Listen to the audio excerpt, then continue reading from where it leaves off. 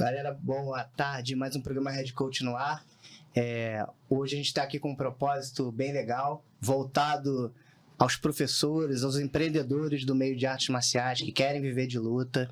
Então eu trouxe uma galera aqui que já tem experiência, vive da luta, né? Tem êxitos e de formas um pouco diferentes umas das outras. Cada um trabalha dentro de um contexto com suas particularidades e vou apresentar nossos convidados aqui para a gente dar sequência na conversa, tá?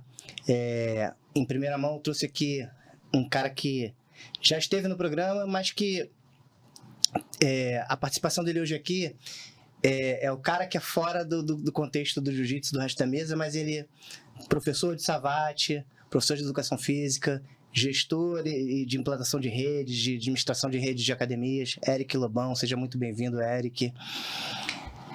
Obrigado. O mestre Leão Teixeira aí, o cara pioneiro no nicho de jiu-jitsu infantil no Rio de Janeiro, o cara que acreditou nas crianças antes de todo mundo. Muito bem-vindo mais uma vez ao programa. Valeu, pessoal. Valeu, obrigado, valeu. Rafael Abirrian, o maior comunicador do jiu-jitsu, melhor comentarista esportivo e também professor, né? Atleta e um dos responsáveis pela SAF, Organização de Jiu-Jitsu aqui no Rio de Janeiro. Seja muito bem-vindo, irmão. Obrigado, Paulo. Prazer estar aqui. Ao meu lado esquerdo está o homem sem nome, Anderson Simões, o tio Deco. Mais uma participação aqui junto com a gente. E do meu lado direito aqui, o cara que já marquei outras vezes para vir aqui, foi um pouco difícil. Finalmente trouxemos a fera. Mas por que eu quis deixar o Felipe por último? Porque o Felipe é o seguinte, ele é o cara que desenvolveu, né, o trabalho voltado às crianças portadoras de atipicidade, de autismo, e particularmente, isso é uma coisa que eu gostaria de agradecer ao Felipe, porque dar aula para crianças é uma das coisas mais nobres que existem, e o que você se propôs a iniciar é mais nobre ainda, tá? Hoje as pessoas podem se beneficiar disso. O Deco é um cara que é o legado disso, ele dá aula para crianças atípicas, né? O Deco, ele se voltou também para essa vertente do ensino, e graças a isso eu conheci o Deco, graças a isso meu filho hoje está há alguns anos treinando com ele, e graças a isso salva um pouquinho das minhas vidas também, né? Porque meu filho está em boas mãos e você tem parte nisso. Eu queria te agradecer aqui. Valeu, irmão. Então, dito tudo isso, a proposta da mesa aqui é falar sobre um pouco do desenvolvimento de todo esse trabalho, né, que começou lá atrás de maneira na base do coração, na base das escolhas de cada um, mas que hoje a tecnologia, a ciência, ela vem sendo conectada de diversas formas, né, junto com as profissões de educação física, as áreas de saúde, né? Então a gente fala de formas multidisciplinares. E junto disso vem a parte dos negócios, né? A parte dos negócios você já envolve publicidade, marketing, administração, e acredito que todas essas facetas são as grandes dificuldades, além da técnica, né? Porque não basta mais só ser professor de luta. Hoje você tem que ser um cara que se desdobra em todas as vertentes das necessidades, e para isso que vocês estão aqui hoje, né? Então, vou começar pelo Eric, né? Para que ele fale um pouco sobre essa questão, né? O ponto de partida, o início ali do negócio nessa jornada da luta. Bom, obrigado pelo convite mais uma vez, obrigado por todo mundo que está aqui, cara, é uma honra, primeira vez que eu me reúno com vocês aqui. Mas, na verdade, sobre a luta e o empreendedorismo dentro da luta, eu faço um paralelo com as academias. Até pouco tempo atrás, eu me formei na década de 90, você tinha as academias quase todas cheias, porque eram poucas, e em termos de metodologia, de processo de gestão, muito pouca coisa era necessária porque tinham poucas academias. Então, quando o mercado evoluiu, quanto mais ele evoluiu, mais você precisou de processos eficientes de gestão. Então, quando a gente fala em venda, fidelização e financeiro, você teve que transformar as academias em empresas. E se você fala hoje em escolas de luta, você segue exatamente esse mesmo caminho. Quando eu tive que formatar a rede dos Nogueira em 2011, Eu cheguei lá para fazer a primeira visita, eu já tinha minha consultoria, eu tinha uma academia de fitness normal, eu fui fazer a consultoria para eles, que eu já prestava consultoria desde 2009. O que eu encontrei lá foi uma boa academia, com bons atletas, mas zero de gestão. Então, em pouquíssimo tempo, na verdade, em termos de números, tinham 89 alunos de luta lá, e em 6 meses a gente tinha 600 alunos, porque eu implantei processos de gestão. Então, esse é o paralelo que eu faço com qualquer escola de luta. Você pode ter uma escola de luta com 20 alunos. Se você considera e usa todas as possibilidades de gestão para que aquilo se transforme num grande negócio, mesmo sendo pequeno. Porque hoje, quando a gente fala, só prolongando só um pouquinho, quando a gente fala das tendências do mercado, quando você fala no mercado de fitness, a gente tem as grandes redes, principalmente as redes mais baratas, as low cost, que estão assumindo o mercado, fechando várias academias de bairro por aí, e a gente tem do outro lado um tipo de negócio que está nas nossas mãos aqui, e a gente não enxerga ainda talvez, que são as chamadas microgyms. Microgyms são academias especializadas em uma coisa só, ou só spinning, ou só funcional, ou só luta. Então, nós estamos inseridos em um mercado que pode ser o diferencial para concorrência. A concorrência não vai conseguir suportar, as grandes redes vão dominar as academias de bairro se não tiverem um diferencial de atendimento, mas nós já estamos aí. A gente oferece algo que as outras academias não oferecem. Então, eu só quero começar o papo aqui, a gente tem muita coisa para falar, cada um com sua experiência, dizendo que não importa o tamanho do seu negócio de luta, considere como um negócio. Use os processos de gestão que hoje estão disponíveis em termos de conhecimento. Na nossa época, na minha época de gestor, não era assim. Eu precisava buscar teorias gerais, sendo que minha MBA foi em gestão empresarial, não tinha nada de fitness na época, né? Hoje não, você tem tudo disponível e tecnologia. Eu vi vocês falando sobre sistemas de gestão mais cedo aqui. Hoje vocês têm softwares de gestão apropriados. O Deco trabalha com software de gestão lá, que faz tudo que vocês disseram aqui, a gente pode conversar sobre isso, por um preço bem razoável, tudo que vocês precisam, desde a cobrança, acompanhamento. Eu ouvi tudo aqui. Tá bom pra gente. Calma, no final eu tenho uma oferta especial para vocês. No final, fiquem até o final. Fiquem até o final, tá? Head coach, 10. A gente vai concordar. Não foi nada combinado. E aí eu vou passar pro Leão, né? Porque o Leão, né, na minha visão, né, até onde eu posso falar, porque foi da minha vivência para frente que eu conheço, né? O resto eu só ouço falar, mas do que eu vi, foi o primeiro cara ali que eu vi, né, voltado para as crianças, né? Ele tinha a escola Leão Teixeira já voltada para crianças, assim, era uma coisa diferente do que eu estava acostumado a perceber ali no jiu-jitsu, por exemplo, né? Porque no judô a gente tinha, no karatê, assim, eram as lutas normais para crianças, né? Jiu-jitsu, a galera começava a entrar um pouco mais à frente, já na adolescência.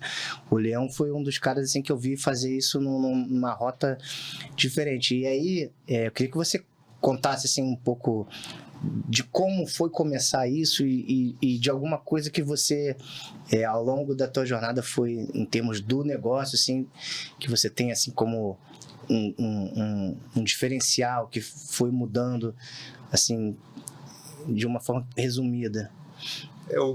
Bom, boa tarde aí, boa noite, não sei se está tudo fechado aqui, mas agradecer aí mais uma vez de estar aqui com vocês e poder ter essa troca de ideia, conhecendo agora aqui o Eric Lobão, que eu já conheci de nome e já vi que eu vou me dar bem aqui, que eu vou ganhar um programazinho de gestão. Mas, enfim, eu acho que eu me considero assim um cara meio de sorte, que eu fiz as escolhas certas, né? Eu acho que nisso a gente tem que ter boas intuições, né? E na época que o Carlinhos resolveu abrir a Barra Gracie, que era Clube Gracie de Jiu-Jitsu, né? Eu segui com ele, com o Crowley e com o Hirion para lá. E o Riga, né? E o Riga Machado. Enfim, lá eu comecei a estudar, o que eu falei aqui mais cedo para vocês, eu olhei assim, eu vi que eu não era Gracie. E eu acho que os Gracies, eles já nasciam meio que autodidatas, né? Falando de gestão, eu acho que a academia da Rio Branco, dos irmãos Gracie, dos mais velhos, do Carlos e do Hélio, para a época já era uma academia de sucesso. Eles tiveram 1000 alunos lá, sem nenhum sistema de tecnologia. Tem que falar essas coisas, que às vezes as pessoas não sabem. Você entrava na Academia Gracie, o rapaz do balcão te dava uma chave para o locker, uma toalha e um kimono. E você ia para lá com o teu cartão de aulas, você fazia aula, tinha o Carson, tinha o Hélio Vígio, tinha o João Alberto Barreto na sala, e depois você voltava, devolvia o kimono, tomava um banho e ia trabalhar ali de terno. Qual ano isso? Cara, deve ser 1950, deve ser por aí. 52, Que hoje se vende como sistema Numa aula, eu sigo muita coisa que eu aprendi com eles. Eu tenho hoje em dia, quando eu saí da Barra Gracie, eu montei o meu programa de aulas dividido por faixa etárias, né? Numa sala vamos dizer, de 70 metros quadrados, que tem a minha sala, eu tenho 19 turmas funcionando ao longo da semana.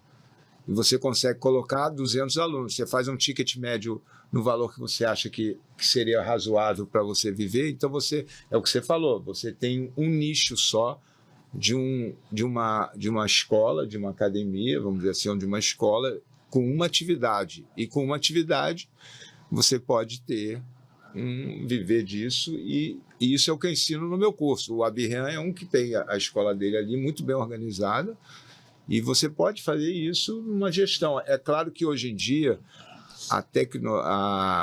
as opções de tecnologias, de estudos, elas têm. Como o Deco já falou que o professor não pode parar de estudar, eu também acho que não pode. Eu estudo pra caramba. Eu tô sempre olhando o que tem de novo, não só de técnicas, entendeu? Às vezes eu tenho meu programa, que são 74 movimentos, 74 técnicas, entre queda, guarda, lateral, montada e costas.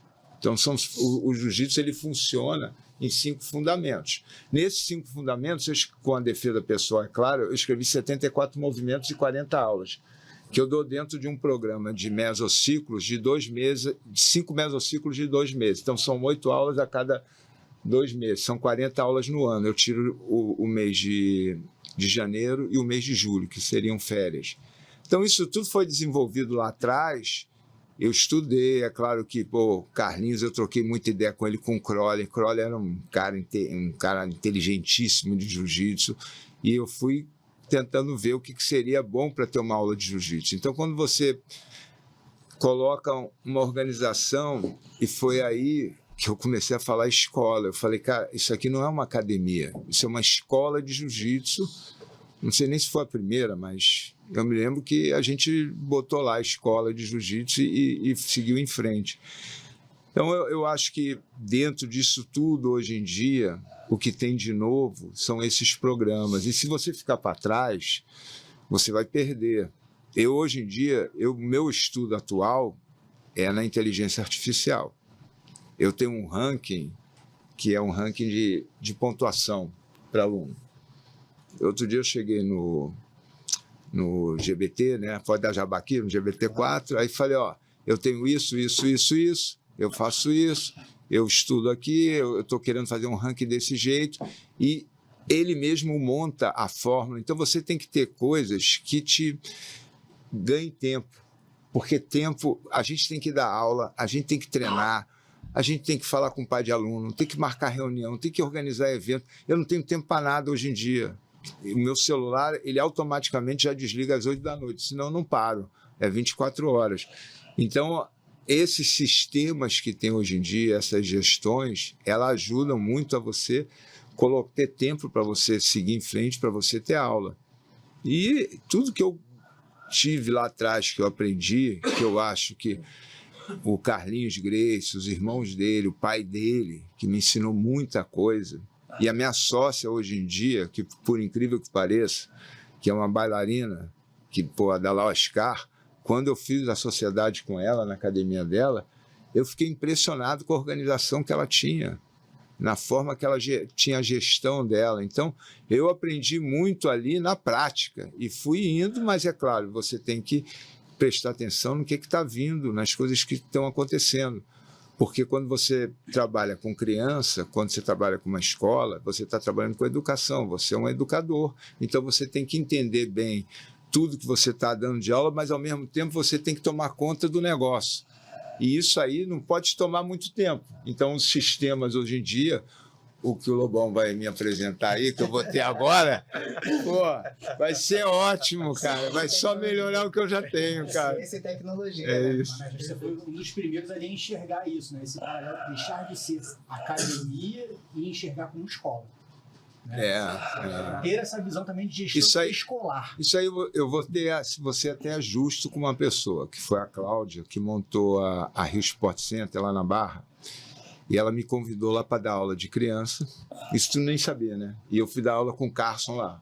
O Carson tomava conta da aula dos adultos e eu tinha que organizar a aula das crianças. Então eu saía da Barra Grace, corria para lá de tarde para ver como é que estava tudo. E tinha uma pessoa lá que virou um grande amigo meu, que era o Cabelinho, né? O Cabelinho estava lá perdido. O pessoal do Atlântico Sul tinha ido embora, ele estava meio perdido. Eu levei o Cabelinho para a Barra Grace, foi eu que levei ele para lá. E aí um dia a Cláudia falou assim, pô, o trabalho de vocês é muito legal, isso tinha que ser uma escola. Eu já estava com isso na cabeça, ela falou isso para mim, eu falei, caramba, ela tem razão, tem que ser uma escola de jiu-jitsu. Isso é uma escola de jiu-jitsu. A gente ensina, a gente educa. O cara chega aqui querendo aprender, querendo mudar, né? Então, uma academia, na verdade, ela trabalha o ser humano de diferentes formas, né?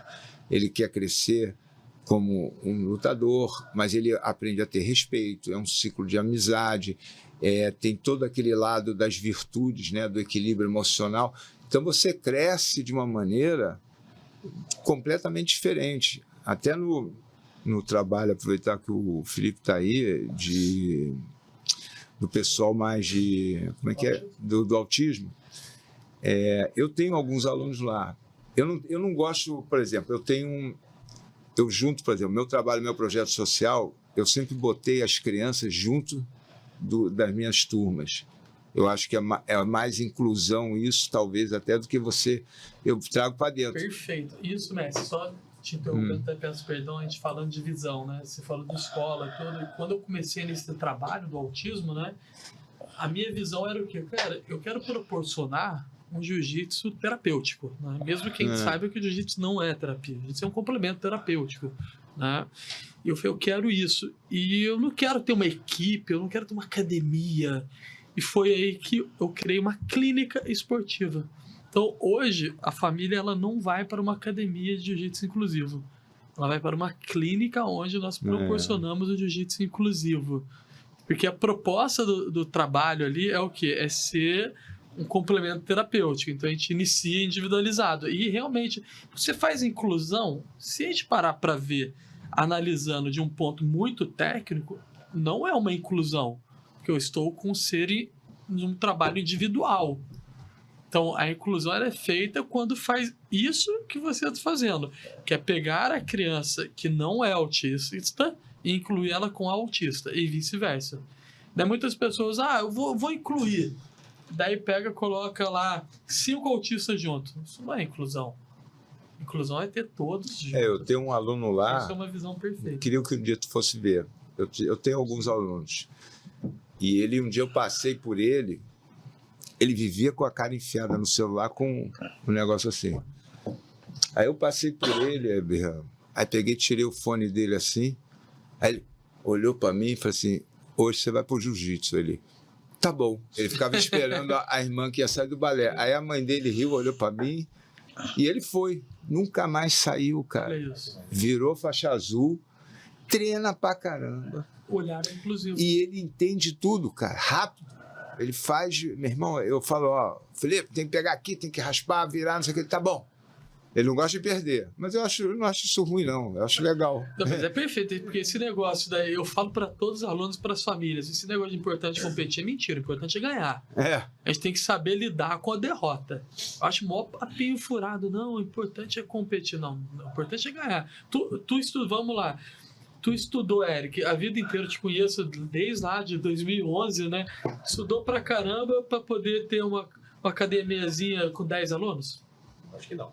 Estudou pra ser grande, Claro, entendeu? Isso é importante. Imagina, tu estuda pra caramba e é um fracassado. Ué, não, tô estudando pra ser grande. É a mesma coisa. O importante é ganhar. O importante é ganhar é balela. O importante é competir, né? O importante é competir é balela. O importante é ganhar. Nós temos que saber lidar com a derrota. Porque a derrota vem, né? Aquela derrota vem. Você não pode aceitar a derrota. Tipo, perdeu ali, beleza, vou buscar agora ganhar no próximo. E até uma das grandes lições que o jiu-jitsu dá todos os dias é que você ganha e perde invariavelmente, né? Você não consegue ganhar de todo mundo, e mesmo aqueles que conseguem ganhar durante um tempo, chega uma hora que eles começam a ter que perder também. Mas marcial em geral. Por isso que o jiu-jitsu, que as artes marciais, elas são fundamentais hoje, você parar pra ver, para grandes empresários, grandes CEOs. Exemplo, Mark Zuckerberg treinando jiu-jitsu, você acha que ele tá treinando só por hobby? Aquilo deve estar sendo algo para ele, que ele deve estar tendo uma visão ali, tipo, de empreendedorismo. Pô, perco aqui, mas ganho ali. É isso tudo. A arte marcial... Ele deve ter essa visão mesmo. Ele com deve certeza. olhar... É um cara muito inteligente, né? Então, ele deve olhar... Então, cara, a geração, principalmente essa geração, ela não sabe perder. Não sabe perder. Pô, tem um garoto lá, faixa verde, que chora quase todo o treino. Né? Eu tenho um autista meu lá que ele, na verdade, não é que ele não sabe perder, ele não sabe lidar com a frustração, né? E o perder é uma frustração. Então a gente tem feito um trabalho, para você ter ideia, ele não tem nenhum comportamento disruptivo, de agressivo, em momento algum, durante o dia, em nada. Porém, quando ele sofre uma frustração dele ter perdido algo, desencadeia um comportamento agressivo nele. De tão forte que é isso, né? Então, assim, você vê, o jiu-jitsu ensina muito isso. Aliás, a frustração tem uma coisa interessante que o Felipe estava falando aqui. Eu estava pensando, ela acontece às vezes até mesmo na vitória. Tem um atleta que eu apoio, ele ganhou a etapa da Federação do Rio toda, de ponta a ponta, no ano passado. A maioria das lutas por finalização. E na última etapa, ele também ganhou. Só que ele ganhou por um placar elástico sem a finalização. E, assim, na hora de fazer o discurso dele num vídeo, ele citou que a performance dele não foi o que ele gostaria. Então, de certa forma, ele ficou frustrado mesmo diante de uma vitória. Então, até nesse momento, é necessário que a pessoa a competição, na verdade, uma coisa, né, que meus professores falavam para mim na hora de entrar, tenta se divertir. Você tem que se desprender daquilo, né, do resultado. É claro que é o que você falou. Você tem que tentar ganhar ali, né? Você tem que. Mas se você não está empolgado de estar ali, né, de sentir uma satisfação, você não vai lutar bem, você não vai jogar bem. Qualquer esporte que você for fazer, né? Você tem que estar querendo estar ali. Você tem que estar querendo voltar, né? Essa fera voltou a lutar agora há pouco tempo, mas foi uma motivação que você teve, né? Foi um negócio que você quis, você quer, você se sente bem de estar ali, né? Eu ia falar isso pra ele, porque quando ele esteve no programa a gente conversou bastante sobre isso, né? Ele passou por uma época de baixa ali, com lesões e tal, e ele conseguiu através de um trabalho. É uma pessoa que sempre conseguiu competir bem, então se sente falta, né? E ele citou isso pra mim lá na época, né, Rafael? Que você... além de ter se recuperado, você se sentia tão bem ou melhor que antes, né? Devido ao trabalho que foi feito, né, na parte do recovery, na parte da preparação, e que você se sentia apto de novo a retomar as competições. E você pode falar um pouco disso agora, se você quiser. E também um pouco desse teu começo, né, das tuas opções e de como você viu o teu negócio caminhando de lá para cá, o que você tem de norteador aí para quem quer viver de jiu-jitsu, quem quer viver de artes marciais no geral, porque lá você abrange vários públicos, né? Não só o jiu-jitsu. Bom, vamos lá. Primeiro, te agradecer pelo convite. Eu estava ansioso para estar aqui com vocês. Quando você falou quem vinha, falou que o Zé viria, uma grande referência, falou do trabalho do Eric, que eu não conhecia pessoalmente, mas falando em gestão, em tecnologia, sempre é algo que me atrai muito. O Anderson e o Felipe eu não conhecia, mas o pouco que escutei, já vi que, bom, só esses primeiros 20 minutos já foi uma grande aula para mim, já valeu a pena estar aqui como ouvinte. Falando um pouquinho aí da minha... acho que no nosso outro podcast eu falei bastante da minha história, mas falando um pouco dessa parte de gestão, eu concordo com todos aqui, mas eu tenho só algumas ponderações, né? Eu acho que a tecnologia, ela vai sempre... Bom, você começou falando das minhas lesões. Eu acho que eu posso falar depois sobre isso, sobre esse meu retorno. Mas eu acho que a tecnologia, sem dúvida, ela vai ser importante. A gente precisa estar correndo junto, precisa estudar. Se você quer crescer, né? Não vai dar para trabalhar como era nas antigas, somente. Mas eu acho que o jiu-jitsu tem essa coisa do humano, do contato humano, que é fundamental. Então, hoje, na minha escola, e eu uso esse termo escola, não é plagiando, mas é tendo como referência a nomenclatura que o Zé usa. Eu concordo com o Felipe que as nossas instituições elas devem ser qualificadas como escolas. Então, hoje eu tenho uma escola de lutas, que no mês de março a gente passou de 400 alunos ativos. Então, a gente ultrapassou uma etapa dificílima, que foi a pandemia, né? E a gente, graças a Deus, conseguiu se erguer. Creio eu que as pessoas começaram a dar importância às instituições sérias, realmente como escolas. Foi um momento onde, infelizmente, os medianos, os amadores ficaram pelo caminho. E quem trabalhava, de certa forma, ali com alguma linha, com alguma metodologia, porque eu não posso dizer que a minha metodologia é a correta, a do Zé é a melhor, ou que a tecnológica do Eric é a melhor. Mas eu acho que é importante ter uma metodologia. Então, acho que isso que qualifica uma escola. Ter uma linha a ser seguida. O indivíduo que chega, ele tem que saber onde é que aquele start, se aquela atividade, se aquela modalidade serve para o perfil dele, ou para o filho dele, ou para o pai dele. E ele tem que saber quais são os objetivos, ele tem que coincidir com os objetivos dele, ele tem que saber o que fazer, aonde ele chega, qual o caminho, porque eu acho que é fidelizar isso. As academias, em geral, tentam fidelizar com milhares de estratégias. Não, tem que fidelizar. A palavra da moda é fidelizar. Enquanto eu acho que você criar relacionamento com essas pessoas, com sinceridade, com uma metodologia redonda, você fideliza essas pessoas, né? E aproveitando, voltando para o período da pandemia, as academias que se mantiveram vivas não foram aquelas que durante a pandemia usaram determinadas estratégias. Foram aquelas que tinham uma metodologia, já tinham grupos fidelizados, e esses grupos, esses clientes empáticos que acreditavam naquilo ali, eles mantiveram as nossas escolas vivas, para que no retorno a gente aí sim pudesse implantar. Treinar, né? Sim, para que no retorno a gente pudesse aí, com uma comunidade bem unida que somos, criar as nossas estratégias para voltar da melhor forma. E você me apresentou como comunicador do jiu-jitsu, então obrigado pela gentileza de me dar esse título, mas eu diria com muito orgulho que o meu título, a minha função, sempre foi primeiramente lutador, né? A minha vida foi me dedicando em luta e passeei um pouco pelas regras, pela arbitragem. Durante muito tempo, passava 12, 13 horas do meu dia dando aulas. Então, fiquei onde eu me projetei, né? Após a minha carreira competitiva profissional, vamos colocar aí durante o meu período no adulto.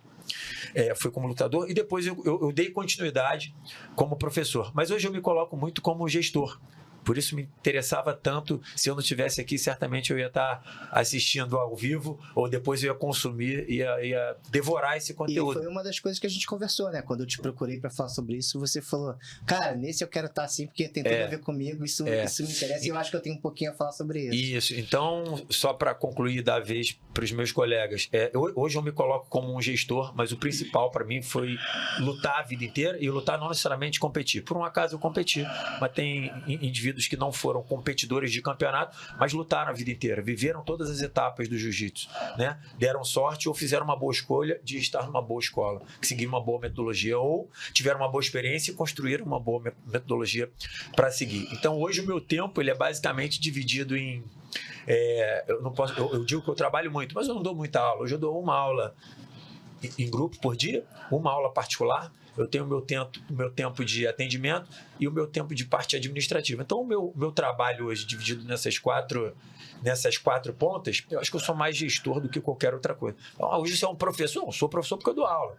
Dou 2 aulas por dia.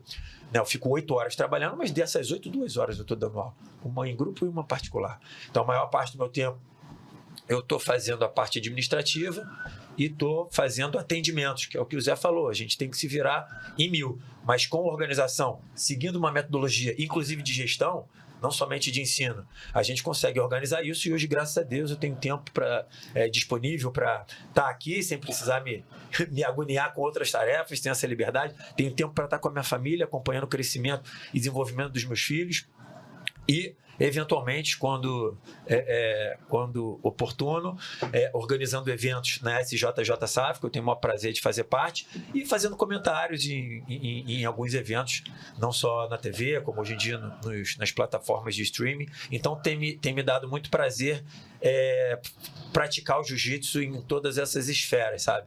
Então, acho que isso tem tudo a ver com gestão e, acima de tudo, gestão do tempo. E eu gostei muito do que você falou de praticar o jiu-jitsu em todas as esferas, porque hoje eu vejo muito isso. Quando você está, de alguma forma, envolvido com o jiu-jitsu, seja lá no que for, você está praticando ele de uma forma mental. E falando... O tempo inteiro. O tempo inteiro, exatamente. E só para fechar sobre a tecnologia, acho que quando eu comecei a falar, notou que eu sou totalmente a favor da tecnologia. Eu acho que a minha academia... tenho certeza que eu só atingi a quantidade de clientes ativos na minha escola graças à tecnologia, a programas de gestão financeira, a automações. Eu tenho certeza que o crescimento ele tem que estar atrelado à tecnologia. Mas eu não tenho filiais. Então, eu tenho 44 faixas pretas formados por mim.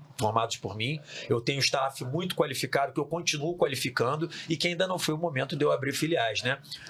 Muitos professores já me procuraram para se associar ou para franquear, né, ou para licenciar o meu método, e eu creio que isso vai acontecer, né? Eu acho que a expansão ela tem que estar atrelada a outras pessoas abrindo, né? Mas eu acredito que para eu abrir novas escolas, eu vou fazer isso com pessoas que estão comigo há 10, 15 anos. E eu não tenho dúvida que nesse momento a tecnologia vai ser fundamental. Porque para eu manter, aí entra de novo na gestão de tempo, para eu manter a minha qualidade de vida, que tá bem sucedido no meu trabalho, e tempo disponível, eu vou precisar da tecnologia. Então, eu estou disposto a escutar a proposta do Eric, que é aqui para vender para a gente o negócio. Nesse momento, o sistema de controle de informação vai ser extremamente necessário, né? Aquela reunião virtual, né? As tabelas de gráficos. Esse assunto de filial é engraçado que ele falou, porque você vê no jiu-jitsu hoje em dia, existem muitas filiais, né? Mas Aliança, a Barra Gracie, mas você vê que os estilos, eu digo assim, não é igual um mundo verde, né? Vamos dizer assim, vou virar aqui pro Eric, que ele é o homem das filiais, né? Não é igual o mundo verde, né? Que você chega, você monta uma loja, aí você tem um cara vendendo, eu quero aquele chá. O jiu-jitsu, ele vende diferentes modelos, né? Por exemplo, você pode ter uma filial, vamos dizer assim, da Checkmate, uma coisa que eles buscam uma competição, né? Então eles montam a aliança e vende muito isso, né? E vende muito bem. Os caras, não sei nem se são 10 ou 12 vezes campeões mundiais. Né? São os recordistas de títulos mundiais. Então, o Fábio Gurgel e o Gigi, e o Romero, o Jacaré, que é meu amigo pessoal, desde que eu entrei no jiu-jitsu, ele foi um dos caras que mais me incentivou lá dentro. Então, eles viram esse campo ali, esse lado desse tipo de filial. O que eu estou querendo dizer é o seguinte, o jiu-jitsu, ele oferece diferentes caminhos para você abrir as suas filiais, né? Você nunca viu ainda, você tem um sucesso incrível ali na tua academia. Como eu tenho uma coisa muito particular minha ali, eu gosto disso. Eu moro na esquina da minha casa, da minha academia, tá vendo? Eu chamo até de casa. Eu vou andando para minha escola, chego lá de manhã cedo, gasto 10 minutos para chegar. Isso aí é qualidade de vida, isso não existe, cara. É um negócio... Às vezes eu vou lá fora, eu tenho um aluno meu agora que me pediu para botar uma Leão Teixeira em Londres. Eu botei lá, deixei a minha marca lá com ele, a gente fez um acordo.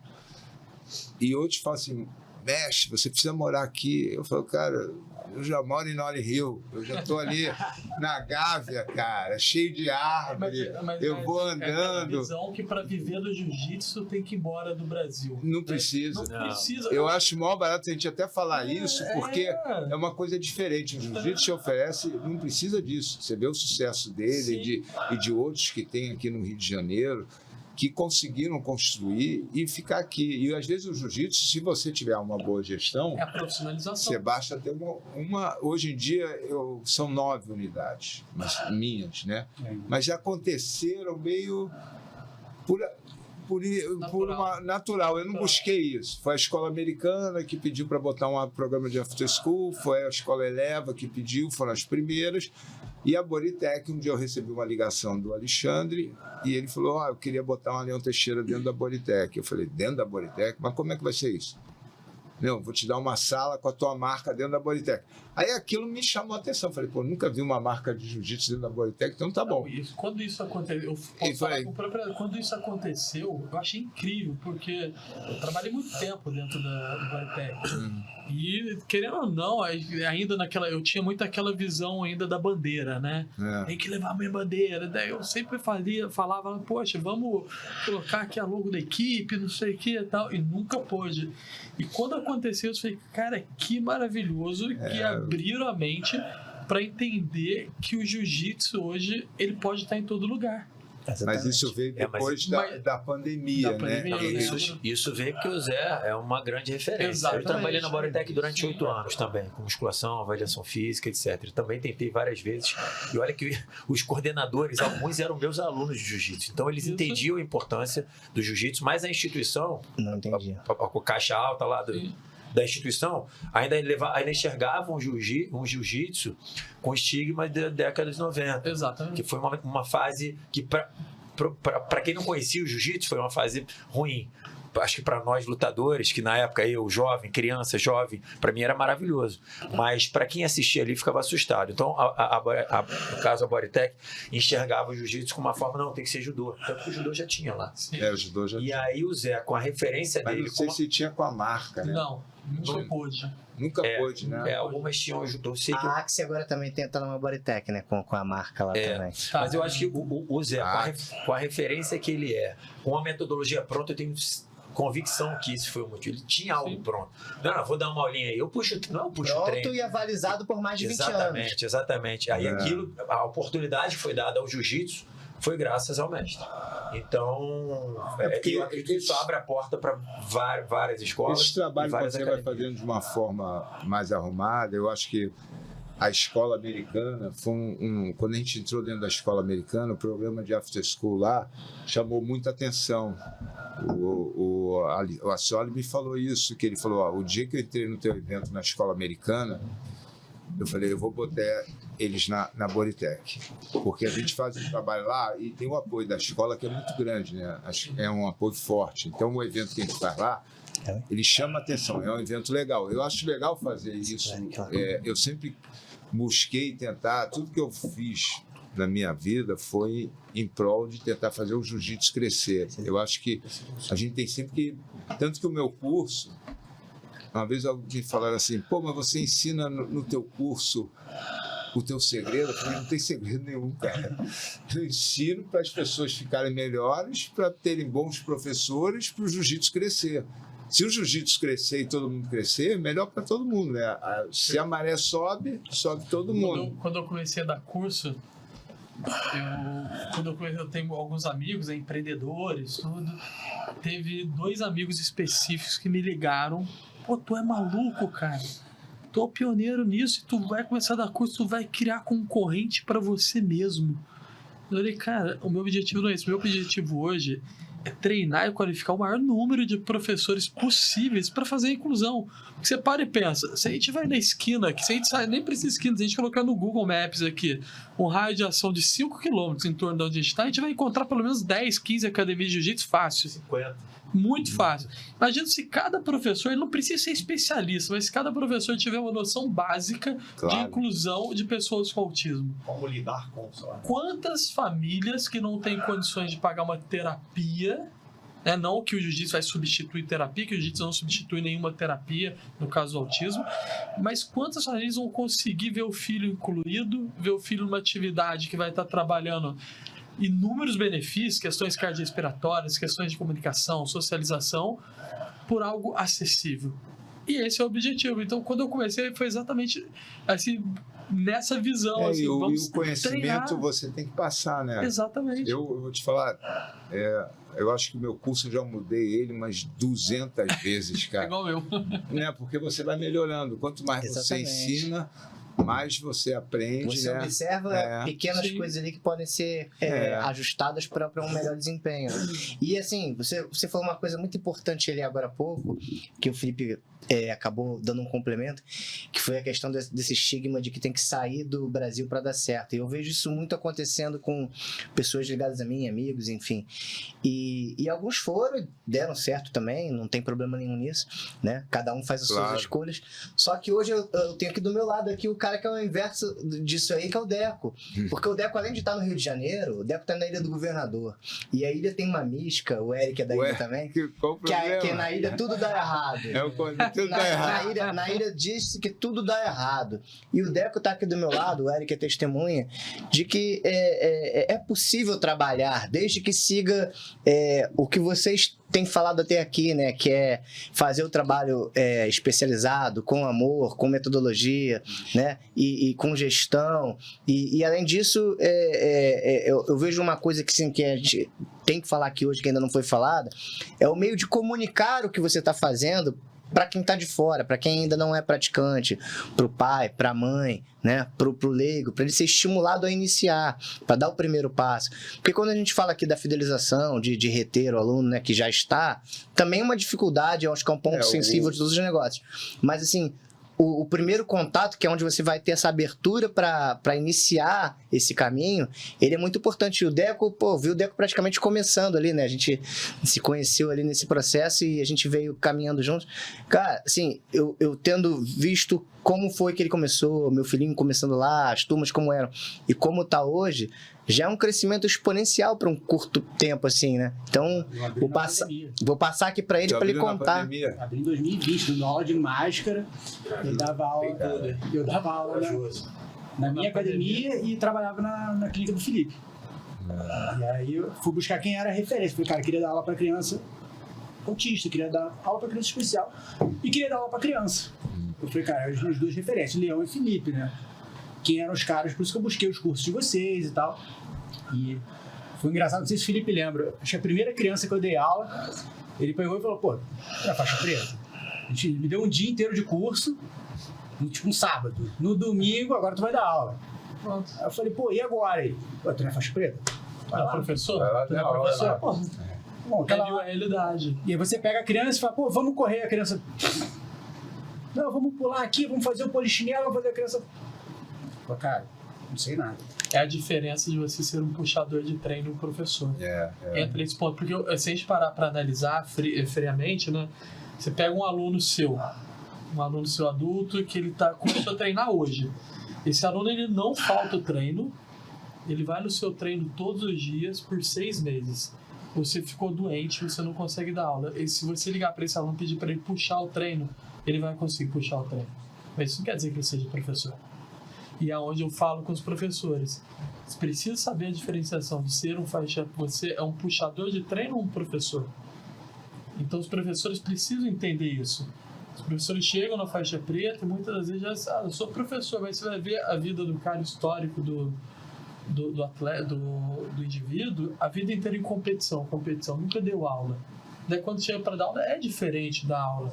A abordagem é diferente. Imagina só se você... Desculpa chamar você de você, perdão. Que isso? Se o senhor... Não é respeito. Não. Se o senhor pega um aluno seu, que foi atleta a vida inteira, e coloca ele para dar aula dentro da Bodytech, onde na aula dele vai ter empresário, juiz federal, advogado, tudo. Esse aluno chega ali falando um monte de palavrão, ferrando com a vida desses alunos, o treino, tudo. Quantos alunos a Bodytech não vai perder? Daí quem vai ser mandado embora, quem vai ser desligado, vai ser a equipe Leão Petiano. Então entra aonde os professores precisam entender de fato a busca pelo conhecimento, a busca pela profissionalização, né? Pois é. Conforme a gente estava falando do Deco, o Deco ele foi buscar a profissionalização. Acho que eu precisava entender Entendeu? né, esse público. Eu falei, cara, eu quero trabalhar com criança especial. Pô, quem são as referências? E aí quando eu cheguei lá, eu falei, cara... E eu dava aula pro meu filho. Mas é meu filho, cara. Assim, eu tenho um relacionamento com ele. Eu acho que o Felipe está falando que a gente é carente de qualificação. Sim. Porque todo mundo, acho que tem... Todo faixa preta quer ser professor, acha que é professor. né? E às vezes não é culpa dele, ele vem de um histórico que ele Que dentro da escola não foi preparado. Não foi preparado. E o boom do jiu-jitsu, o sucesso que o jiu-jitsu faz no mundo todo, mas vamos falar de Rio de Janeiro, a quantidade de praticantes é muito grande, então a gente é muito pobre, apesar de só nessa mesa temos duas referências no jiu-jitsu para autistas e no jiu-jitsu infantil, que é o Felipe Nigro e o Leandro Teixeira. Apesar de dizer que nessa mesa a gente tem essa fartura, mas proporcionalmente a gente é muito carente de qualificação. Exatamente. Essa é que é a verdade. Então, assim, a gente tem tantas federações, a gente tem tantas entidades oficiais que se nominam federações. Não tem uma regularização específica. Então a gente é carente disso, cara. Pra você ter ideia, amanhã eu vou dar um treinamento. A pessoa de artes não precisa marciais, cumprir estágio, né? Não precisa... Nada, amanhã eu vou dar um treinamento. Eu regulamentação, tô com tem. 4.000 professores inscritos nesse treinamento amanhã. Esse treinamento é bem bacana, que é um treinamento gratuito, onde assim, o professor ele não vai sair profissional dali. Ninguém sai profissional em 4 horas, né? Mas ele vai sair dali com uma noção básica. É um workshop, né? É um workshop, mas o que acontece? O que eu observo muito, e isso até leva muito nessa reflexão. Várias mensagens a gente recebe de professores ali que você vê que o cara é um faixa preta, tá ali buscando, mas você vê que ele não teve aquela cultura, aquela preparação lá atrás para quando chegasse na situação de faixa preta estar apto, né? Então a gente percebe muito, eu falo muito para a equipe minha, eu falo, cara, eles mandam para meus clientes, Felipe, olha isso, falo, calma, que às vezes são mensagens assim grossas que a gente recebe. Calma, cara. Eu até falo, eu já estive nessa posição, porque quando eu vim para o Rio de Janeiro, uma das primeiras pessoas que eu conheci no Rio de Janeiro foi o Eric, que eu vim através do sonho de ser um atleta de alto rendimento, de treinar com Minotauro, com Minotouros, né? Aquele sonho do caipira da roça. Eu falo, eu não tenho vergonha nenhuma. Ele sonho e fez, né? Do interior de Minas, cidade de 14 mil habitantes. Eu não tinha, na minha cidade eu não tenho. Qual era a tua cidade? Itamonte. Conhece? Perto de São Lourenço. Eu já morei em Lambaria. Você morou em Lambaria? Quando eu era criança. Já tô. O meu pai trabalhou na Lambaria. Criança mais jovem. Então, para mim, por exemplo, era muito distante. Eu falo muito assim, hoje para mim é uma honra muito grande, em especial tá na sua presença, mestre, porque são pessoas referentes, pessoas assim, que fazem parte da história do jiu-jitsu, de fato. E eu poder me comunicar, dar, assim, com a história do jiu-jitsu, com uma pessoa que faz a diferença. O jiu-jitsu ele ainda é muito novo, cara. Às vezes as pessoas perguntam, e você falou da história, eu pensei nisso, porque se você pensar, né, teve a geração do Carlos Gracie, aí teve a dos filhos dele e teve a nossa, né? Então, cara, na verdade, eu acho que o jiu-jitsu está na 3ª geração, vamos dizer assim. São 100 e poucos anos. É muito novo ainda, cara. Vai crescer muito, cara. Tomara que tenham vários Erics Lobão dando sistema. Sim. De problema. O Eric, é muito legal. Porque vocês estão inseridos no mundo, vocês estão no mesmo mundo e são completamente diferentes. Então, eu posso só... Claro. Eu não quero falar demais. Eu vi muito o que o Eric falou ali, na verdade, eu posso afirmar que é verdade. E quando eu cheguei na Tino Nogueira foi nesse começo. E, cara, eu lembro depois da profissionalização ali, de fato, daí onde entra, mais uma vez, nós podemos se profissionalizar sim. Eu lembro que eu chegava na rua da Tino Nogueira depois de 2, 3 anos, não tinha lugar para estacionar nas ruas ao redor. Caramba, ali, hein? de tanto aluno. Você botou 1000 alunos lá. Era um negócio... Aonde? No Recreio. Na rua, No sem Recreio. zero visibilidade na São Francisco, zero visibilidade, Era rua surreal. isolada. Mas foi, um dos pontos foi a comunicação, mas deixa eu juntar o que vocês estão falando, eu juro que eu vou falar disso aí. O primeiro ponto, vou usar de exemplo a Tino Nogueira, mas eu já fiz isso em outras escolas. O comportamental, cada um de vocês tem uma assinatura diferente, que você chamou de, eu vou chamar de metodologia, por falta de outra palavra, mas metodologia, você tem uma metodologia muito voltada para relacionamento, que deve ter sua assinatura. Vocês dois, então, você estudou com ele, mas hoje você já deu a sua assinatura para o método que você aprendeu. Cada um de vocês tem uma. Isso se você quiser, eu quero crescer, eu quero pelo que eu estou vendo, o Rafael foi o que deu o primeiro passo ali de, pô, vou usar a tecnologia, hoje eu tenho mais tempo, gestão de tempo, a tecnologia é importante nisso, mas eu não sou de tecnologia, tá? Meu negócio é relacionamento. Mas o ponto é... Não vou. Mas vejam bem, um dos grandes desafios foi comportamental, porque... Como treinar o comportamental? Quando eu cheguei inicialmente lá na Nogueira, todo mundo era faixa preta, vários atletas, você colocou bem, quase nenhum atleta dá aula bem, então você tem que ensinar o cara a dar aula, e mesmo assim alguns não vão aprender. Quando há outros alunos, outros professores que são faixa preta, já tem isso inato, os caras nasceram com isso, sabem dar aula bem. Então, tem faixa azul que tem isso aí. Pô, tem faixa branca que quer ensinar pro outro. Então, isso a Gracie Barra é muito boa em preparar os alunos deles. Aí é que tá. A metodologia técnica, você pode fazer aula a aula, da primeira aula da faixa branca até o cara pegar a faixa preta, você pode fazer aula a aula, e tem escola que tem isso. Aula a aula. Todas as escolas estão fazendo a mesma aula. Mas o comportamental, quem é que você quer que ministre essa aula e fazendo o quê? Esse foi o meu conflito inicial para conseguir implantar nas primeiras escolas da Tim Nogueira, porque a minha luta era comportamental, como se trata um aluno. Isso tem método também. Você dá treinamento. Então, você cria uma metodologia. Isso vem desde o processo seletivo. O Walt Disney dizia assim, eu contrato o sorriso, a técnica eu treino. Se o cara já afeta a faixa preta, nem a técnica você precisa treinar. Então, na hora do processo, quem vai dar aula para mim? Eu já conheço os faixa pretas que eu tenho. Se eu estou em uma escola de criança, quem é o cara que 24 horas vai dar exemplo para a criança? Não, esse cara não. Esse cara vai para balada, eu acho que ele não dá aula para criança. Então, a parte comportamental, que a gente fez eu viajei junto com o Minotouro em 2012 para assistir um curso de um cara chamado Lloyd Irving, que ele tinha uma escola em Washington, cara. Os kimonos, você falou de plano de premiação das crianças lá. Cara, os kimonos das crianças lá pareciam de general, era cheio de coisa. Então, né, o melhor comportamento do dia, o melhor comportamento do mês, pontualidade. Então, ele tinha várias premiações. E a partir mas a partir dali, quando a gente voltou para o Brasil, eu falei, você viu que eu estou falando que o comportamental é que é importante? Então, a gente criou um manual comportamental. O que você vai ter que fazer? Cumprimentar todo mundo, saber o nome de todo mundo na hora da correção, a regra das 3 vezes, chegou na terceira vez, não corrige mais aquele mesmo movimento, deixa. Então, o comportamental é que vai fazer a diferença no relacionamento. Quando você falou em fidelização, eu concordo plenamente com você em qualquer área do fitness, do bem-estar, do wellness ou das lutas. O relacionamento é o que mantém o seu aluno. Se você souber fazer isso até extramuros, eu fazia isso na minha academia em 2007, academia de 1.200 alunos, eu fazia por planilha, aluno ausente de 15 dias que não veio, renovação de contrato, aniversário, 1.200 alunos recebiam por planilha. Aí a tecnologia veio ajudar. Ficou muito mais fácil. Hoje você entra no sistema que o Anderson tem lá, você coloca, programa tudinho, vai aparecer quem vai renovar contrato, quem vai... Ele tem...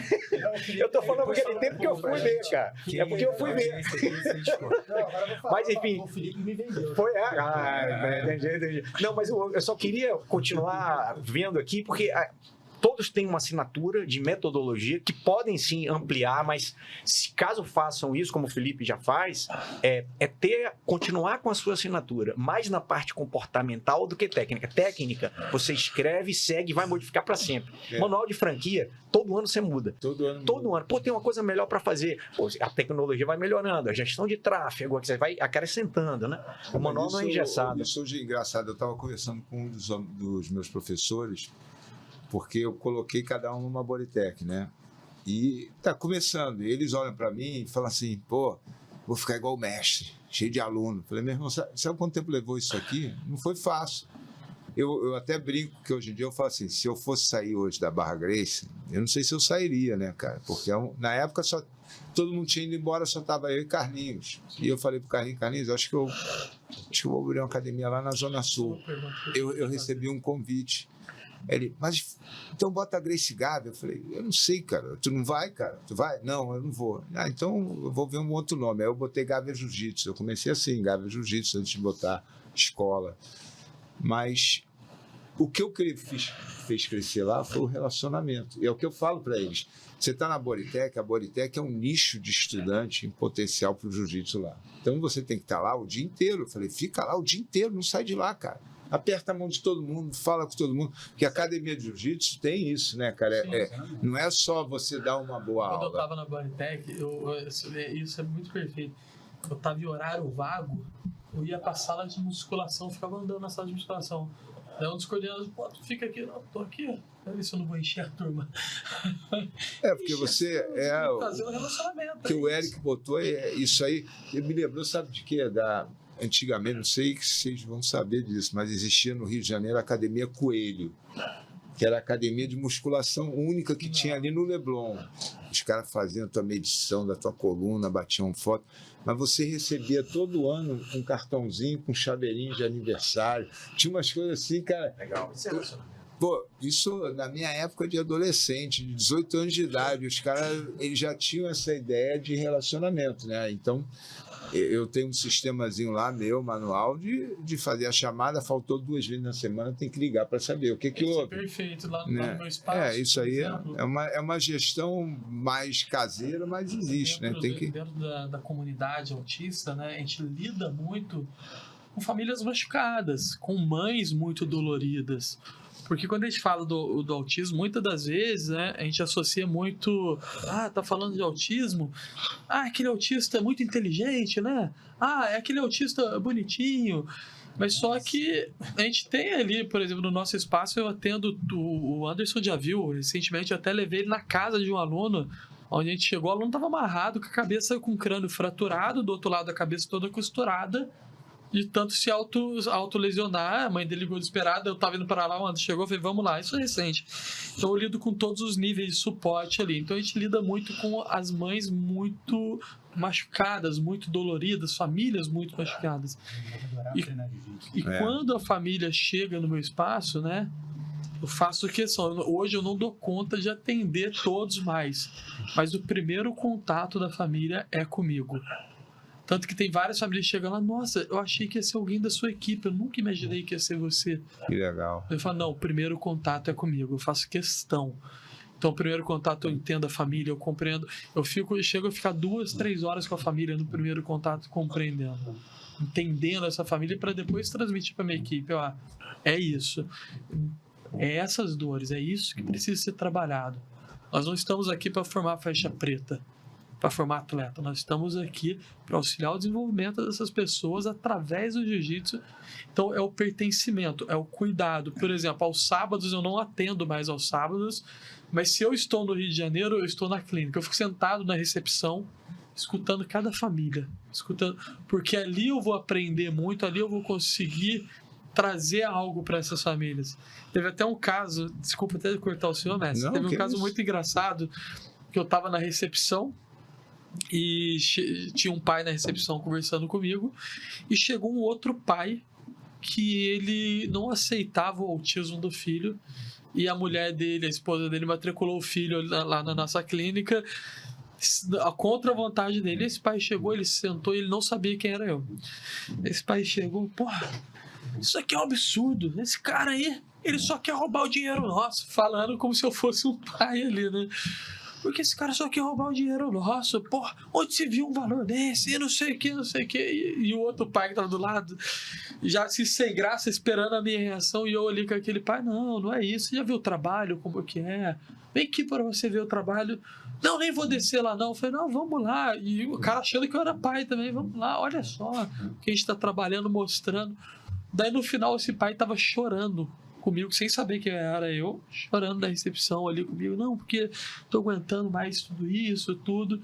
E ele só foi saber quem era eu quando chegou uma mãe, ai Felipe, que saudade de você.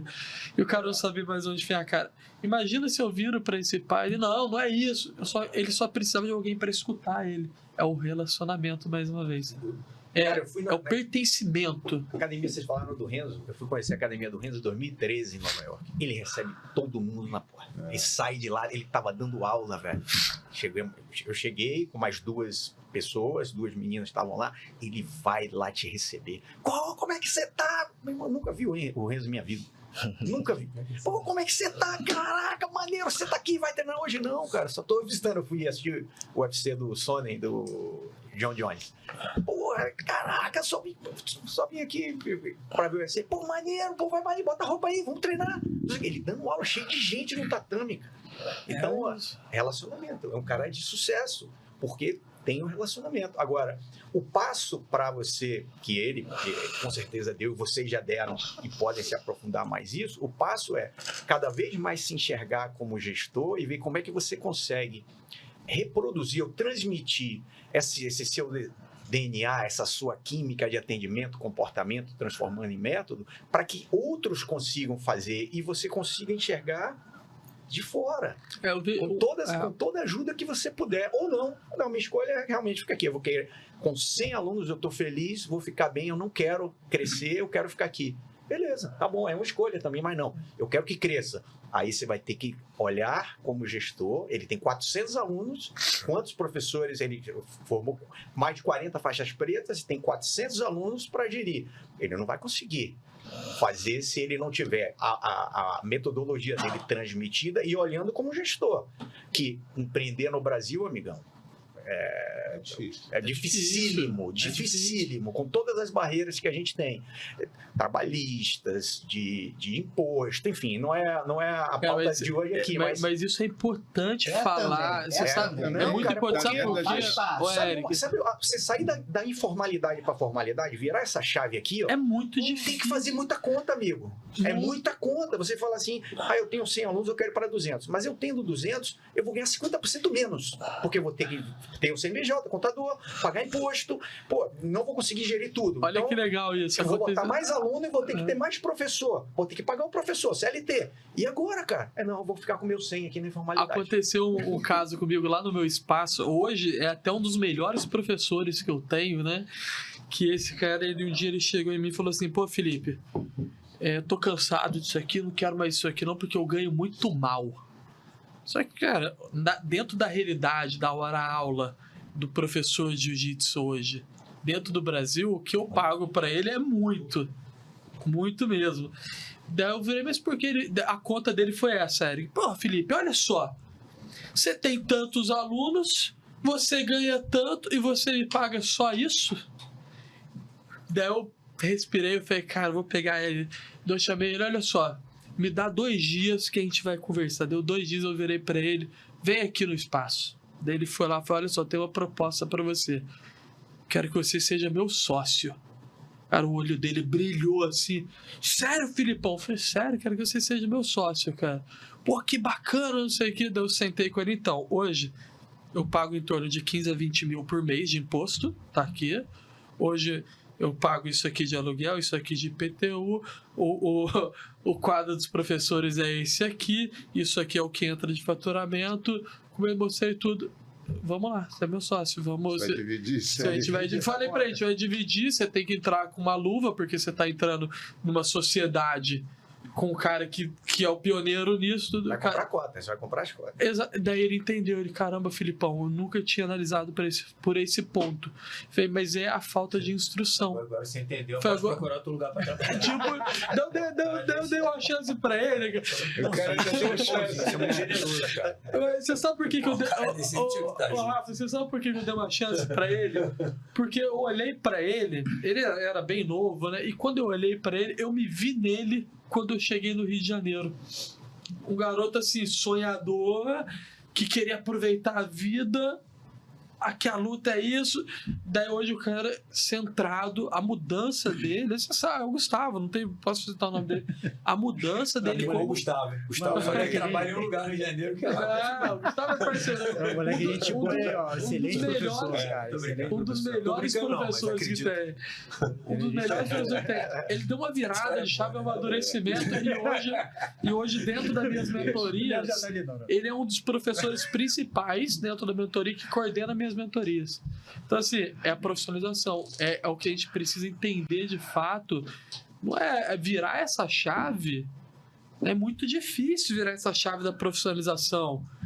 Sair do caderninho de anotação. É porque a gente está falando agora do gestão de ser humano, né? Aí já é complicado de pessoas, né? Aí é complicado pra caramba. Messi, eu tenho uma pergunta. Assim, bem agora, pessoal, desculpa. Tá bom. O senhor falou aqui sobre o pessoal que chega, pô, como que eu faço para ter esse tanto de aluno e que não olha a história, né? Do tempo que você levou para construir todo esse trabalho.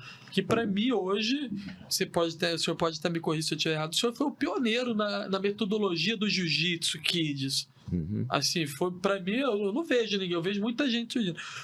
E daí hoje a gente entra na internet e tudo, a gente vê lá metodologia de jiu-jitsu, metodologia kids, metodologia o campeão de jiu-jitsu, metodologia AB, metodologia C, metodologia não sei o que, jiu-jitsu.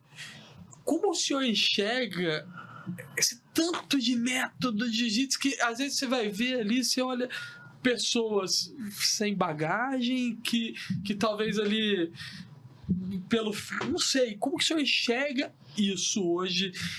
De ver, até desculpa a palavra, o Eric principalmente, que está mais. Essa, digamos assim, essa prostituição de todo mundo querer ganhar dinheiro, mas não ter uma bagagem, não ter assim uma metodologia de fato. Criar eu tenho metodologia, eu tenho. Como que o senhor enxerga isso hoje, você sendo o pioneiro dentro da metodologia Kids, né, do Jiu-Jitsu, referência, uma metodologia de fato comprovada, eficaz, com resultados, vendo tanta coisa surgindo assim de uma maneira tão sem nexo, que eu vejo tanta metodologia de Jiu-Jitsu tão... Eu acho que tem duas coisas aí, né? Primeiro é esse boom de cursos do Instagram, né, cara? Não é só metodologia Kids. Tem de tudo no Instagram, né, cara? Não, tudo. Eu falei isso. Guru de todos os tipos. É coach, não sei o quê, é curso. Então, meu conselho eles até dizem, né, que você tem que dar uma olhada ali nos comentários, ver o site. Pesquisar a história de cada um. E tentar fazer. Agora, realmente agora está mais em alta você dar aula para criança. Como teve um período que era competição, vamos dizer, no caso do jiu-jitsu, como era a defesa pessoal, agora começaram a entender que realmente você ter a criança dentro da tua escola é importante. Isso a gente viu lá atrás. E não fui eu que vi, né, cara? O professor Carlos, ele sempre falava essas coisas, que uma escola de jiu-jitsu, ela não é só uma escola de jiu-jitsu. Os Gracie viram isso lá atrás. Quando eles abriram a porta da escola deles, da academia deles para todo mundo, é porque eles viram que você tem que ter a criança, você tem que ter o iniciante, você tem que ter o feminino, você tem que ter o intermediário, que é a grande parte de alunos adultos que treinam, que é aqueles caras que treinam 2 vezes por semana, e você tem que ter a linha de frente, a competição, os caras do Vale Tudo, que na época deles eram os caras que... O João Alberto Barreto era o cartão de visita do Hélio Gracie. Chegava lá, desafiava ele, tá bom, então primeiro tu vai... Passa por ali. Passa ali. Se aí passar por ali, a gente conversa. Não, tomava um pau, né? Mas tinha o Cássio e o João Alberto Barreto ali esperando. Então, são 5, né, pilares para você montar uma academia. A criança, as pessoas estão vendo agora uma coisa que lá atrás a gente já notava e falava, que é um aluno entra na tua academia com 3 anos de idade, se o pai gostar, você está falando de um aluno que vai ficar até os 15 na tua escola. Então, é um aluno que vai fechar um contrato com você de, no mínimo, 10 anos. Lembrando que os clientes são os pais, tá? Como ele falou corretamente. São os pais. É até um assunto que a gente falou aqui mais cedo, que você não dá aula só para criança. O relacionamento é com os pais. Eu mando por isso carta que nós somos o cartão de visita principal. Por isso que eu tenho falado aqui, né? Vocês já ouviram falar que a comunicação, essa forma de mostrar o que se é feito, né? Uma das razões que a gente tem feito aqui nos debates aqui é sempre isso, para mostrar para que a pessoa que não faz parte ainda do ciclo da arte marcial, né? Que ela veja o que a arte marcial está fazendo hoje, né? Não é somente a luta, mas também existe esse fundamento no ensinamento para a vida, entendeu? Porque muitas das pessoas acham assim, meu filho vou botar ele para ganhar disciplina, vou botar ele para saber se defender. Mas vai muito além do tatame. E como comunicar isso para atrair essas pessoas é uma das nossas ideias aqui hoje. Então, é o que eu falo para as famílias. Tem um relacionamento das famílias. Tem uma foto lá na minha academia, na parede, assim, que eu acho mó barato, que é o Hélio Gracie, tem umas pessoas atrás de terno, assistindo, sentadas, e o Hélio Gracie com as crianças assim, fazendo demonstração de defesa pessoal. Eu faço isso pra caramba, eu chamo de aula pública. Aí eu convido os pais para depois treinarem um pouco com os filhos. Então, esse tipo de relacionamento, ele tem que existir, não tem como. Da mesma maneira que tem que ter as comunicações. O Libório estava contando, né? O Libório é um dos meus mentores. Quando o calo aperta alguma coisa, eu ligo pro mestre Libório. Mestre, ajuda aqui, né? Ele estava contando que no dia dos namorados, lá na academia dele, ele faz um ele fica com as crianças, ele fica com os pais saírem. Ele faz legal, um evento à noite. Que legal. Para deixar os pais saírem. Até meia-noite. Olha que legal isso. Não sei o que. Tipo isso. Para os pais poderem sair. Isso é uma barata. Isso é pertencimento. Isso é o que é. Sacada demais. Olha, aí faz esse ano. Eu achei isso fenomenal. Ele me contou, eu falei, pô, mas que muito legal. Que top. Esse ano eu já quero fazer, mas daí minha esposa me bateu. Só, Felipe, você falou uma coisa, eu percebi que a tua pergunta pro mestre, pro Zé, sobre o que ele acha, né, cara, dessa, você chamou de prostituição, né? Na verdade, a internet é um campo aberto, cara. Sim. E as pessoas são livres para publicar e para promover o que elas quiserem. Eu, particularmente, sou a favor dessa liberdade. E, em outra ponta, é um campo aberto para o consumidor também. Então, uma pessoa que acha que entende alguma coisa, de repente ela entende, cara. De repente ela nem teve uma qualificação tão... Mas às vezes, como um prático, aquele indivíduo ali pode ser um bom. Você não pode ir contra, né? Exatamente. E aí vai para outra ponta, que é o consumidor, cara, que ele é livre para consumir o que ele quiser. Então cabe a ele escolher os mentores dele, sabe? Exatamente. Você escolheu. Você acabou de falar, poxa, quando o calo aperta, eu ligo pro Libório. Você escolheu o teu mentor. De alguma forma, assim. O Libório é uma autoridade, né? Pelo que ele já... Na verdade, a competição é boa. Exatamente. Porque na hora que você vê um cara dando aula ali do teu lado, você fala, tá na hora de eu... É o que a gente falou lá no início, cara. Eu não me incomodo com o suposto concorrente. Eu quero que, pra mim... Olha, uma vez eu vi... fala muito isso. Cavaca, às vezes posta uns vídeos, ele olha o meu concorrente. Mas eu ouvi uma vez o Fábio Gurgel falando uma coisa que é muito legal. Olha, e ele nem é meu mestre, eu não sou da Aliança, mas eu sou um fã, assim, do Fábio Gurgel como gestor. Fiz praticamente todos os cursos dele de gestão, que são excelentes. E ele fala uma coisa que é muito legal. O meu maior concorrente é aquele que presta um mau serviço, né? Então, um indivíduo que teve uma má experiência, ele acaba... Eu não consigo trazer esse cara para mim no futuro. Então ele quer ajudar. Ele quer dar os cursos, aí vendo para o que o Zé falou, né? Por que você dá o pulo do gato? Porque quanto mais pessoas trabalhando bem, o jiu-jitsu cresce. Exatamente. E às vezes, Felipe, às vezes eu acho que a gente pode encontrar... Eu nunca fiz curso de alguém desconhecido. Mas às vezes quando eu vejo uns caras que eu nunca vi na vida, nem em competição, nem tenho referência da escola, quando eu entro ali, cara, eu vejo muita gente fazendo coisa legal. E não foi validado por nenhum mestre. Às vezes o indivíduo, por ser um prático, por experiência. Uma coisa que eu tenho falado muito, eu entrei eu entrei nos debates aí que gerou até polêmica, né? Porque hoje a gente fala muito de estudo, tudo, e dentro do autismo tem surgido muita questão de charlatão, terapias milagrosas, cada coisa, histórias que a gente acredita, assim, que a gente escuta, né? Que é triste. Então, por exemplo, eu tenho um pai lá no meu espaço, entre inúmeras outras histórias, eu tenho um pai lá, ele perdeu 2 lojas comprando o comprimido que curava o autismo. Na época, o filho dele foi diagnosticado há 16 anos atrás. 2 lojas enormes. Cada comprimido custava, assim, em torno de R$2.000. Cara, no desespero, a falta de discernimento, né? Então, hoje, a gente precisa entender e saber muito bem isso. Daí, nos cursos, algumas coisas, eu vejo muita gente assim, não, porque daí entra o que você falou. A prática é muito importante também. Às vezes, então, eu vejo muito em curso também gente assim, não, porque eu tenho 10 pós-graduação, que eu sou PhD, não sei o que. Daí eu falo assim, que bacana, cara, tu é PhD. E tu é PhD de bunda no chão? Cara, como assim? De prática, de sentar no chão ali com a criança, porque precisa ter isso também. Então a prática hoje ela é muito importante. Muito. A nossa modalidade aqui, assim, eu tive grandes mentores, né? Assim, eu me formei na faculdade de educação física, eu aprendi jiu-jitsu com o Kiko Veloso, que na época dele era um competidor e um bom professor de crianças. Eu fui treinado para ser lutador pelo Animal. Então eu tive mentores, eu tive bons mentores na minha vida. Mas eu também eu estudei com outros professores. Eu sou da escola do Leandro Teixeira, mas há quantos anos eu ligo para ele, telefono e busco informação? Claro.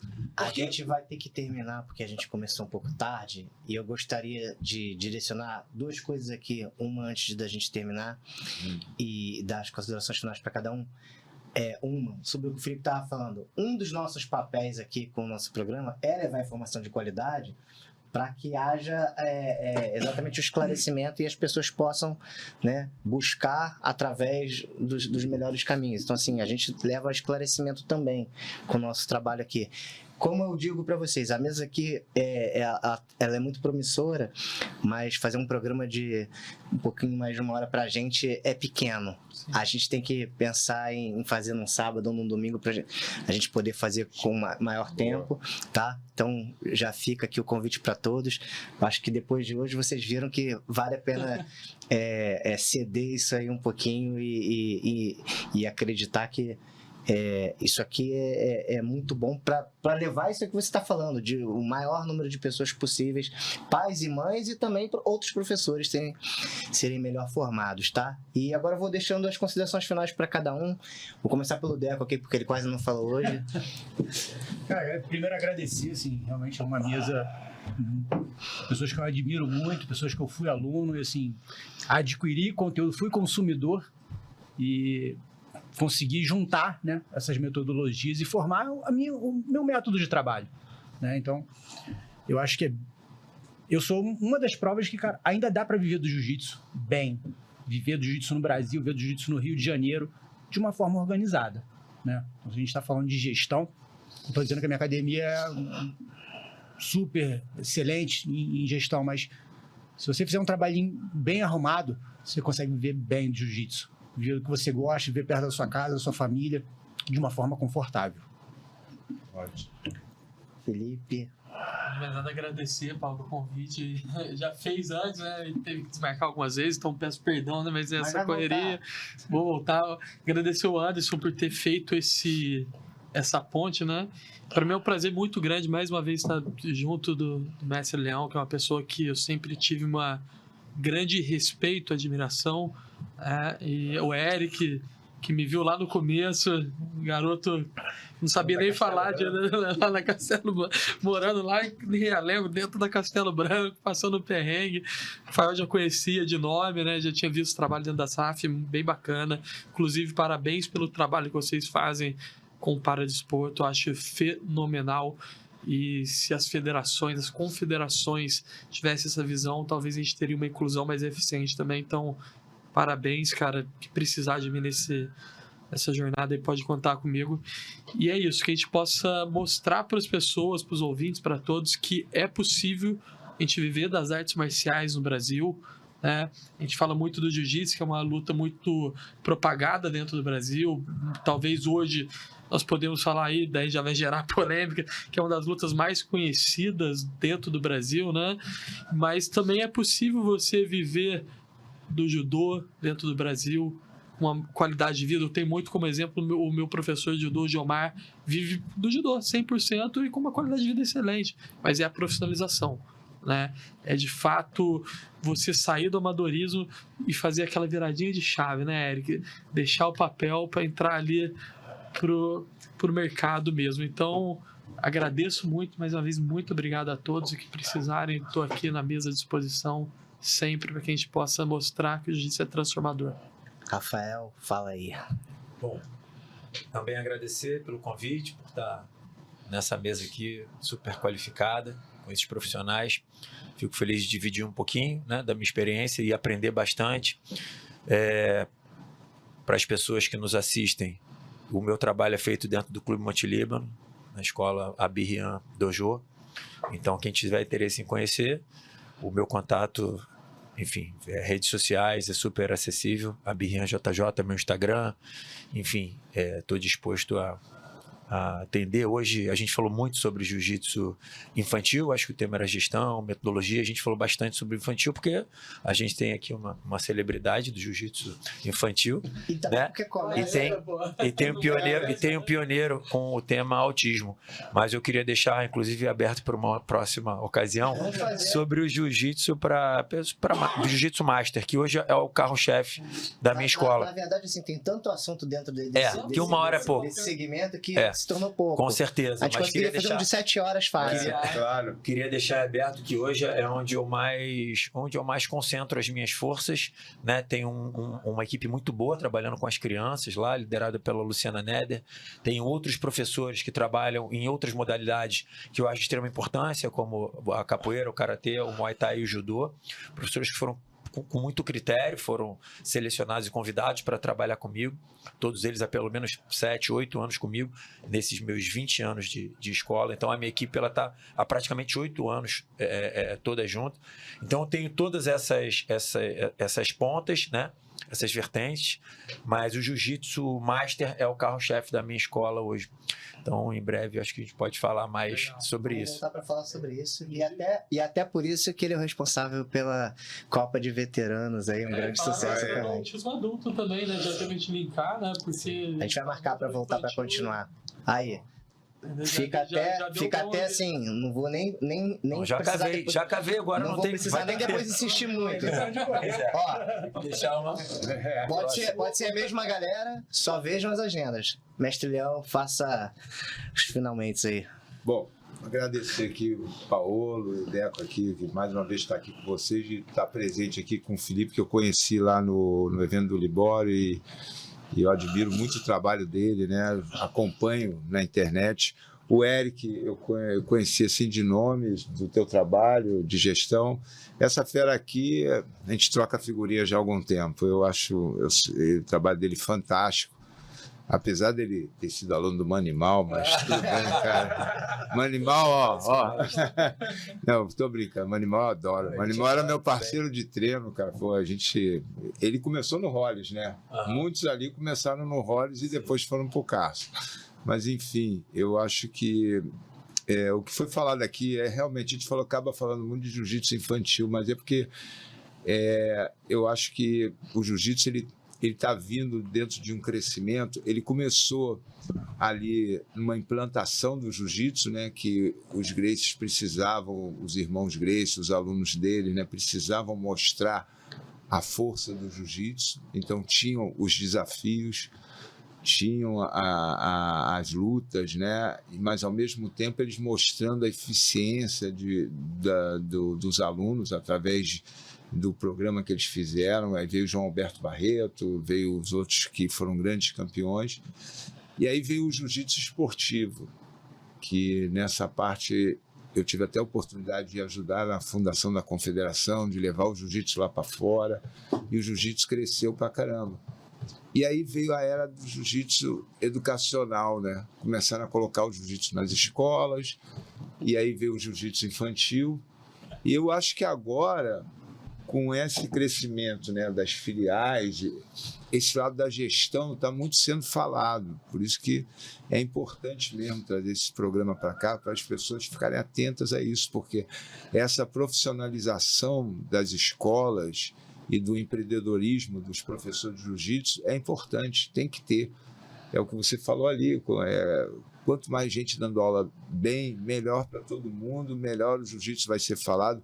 Eu passei uma época aqui na década de 80, 90, que eu tive que ir na TV Globo, lá num jornal, para falar bem do jiu-jitsu, porque estavam falando mal, cara. E ninguém queria ir. Eu falei, não, eu vou lá, eu falar, não tem problema nenhum. Então, era uma época que a gente ia toda hora dando explicações. Isso não existe mais, né? O jiu-jitsu hoje em dia, realmente, ele já é, de fato, uma atividade marcial que traz educação, informação, crescimento para os jovens, e os pais sabem disso e entendem isso. O jiu-jitsu já está dentro de escolas renomadas, está dentro de academias renomadas e está aí com vários professores vivendo lá fora, né, que saíram de projetos sociais. Eu tenho um dos meus alunos que saiu do projeto social, hoje em dia é cidadão inglês, mora lá, tem a academia que ele chama de Mandala, porque ele dava aula no Mandala, que é o Vinícius, o de sucesso.